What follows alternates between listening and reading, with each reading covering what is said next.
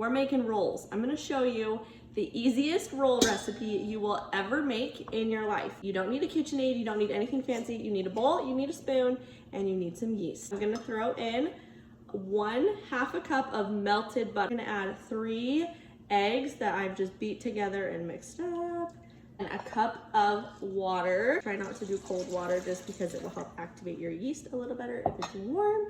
A teaspoon of salt. 1 tablespoon of active dry yeast. Just whisk everything together. Make sure that yeast is stirred in. All right, 1/2 cup of sugar. That till your sugar dissolves. 4 cups of flour. This batch, this recipe will make 32 rolls. You're gonna cover it with some plastic wrap. It's going to raise for 4 to 6 hours or in the fridge overnight. Let it rise. I have one that I made a little bit earlier today. This is what it's gonna look like once it's all risen. You're gonna lay it out on a floured surface. I usually like to roll it around a few times just so it's covered in a little bit of flour so it's not so sticky. Split this into 2 pieces, and then you're gonna set one aside and then roll this as best you can into a ball, and then we're gonna roll it out like a pizza.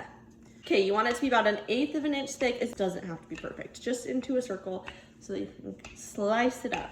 I take about a tablespoon. You can do a little bit more and just lightly spread your butter. Now you're gonna take a pizza cutter, cut this circle into 16 pieces. 1 slice here, you're just gonna roll it up from the wide end to the pointy end, like this. Just gonna roll up all 16 of them and fit them on a pan. I usually just do 16 to a pan, so you will need 2 pans for this.